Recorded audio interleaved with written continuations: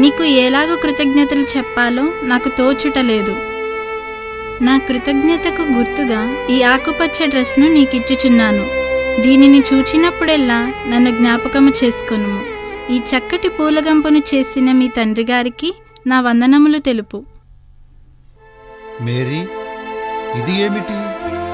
నీవు ఆ పూలగంపను తీసుకుని అక్కడకు వెళ్ళుటిగే పొరపాటయిందనుకుంటున్నాను. డాడీ, ఎందుకు అలాగా బాధపడుచున్నారు డాడీ? ఎందుకు ఈ విలువగల డ్రస్సును బహుమతుగా తెచ్చియున్నావు? మనము పేదవారము.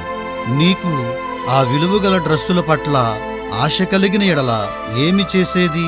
అంతేకాదు, పొరుగువారు దీనిని చూసి మన మీద అసూయపడుటకు అవకాశము కలుగుచున్నది కదా.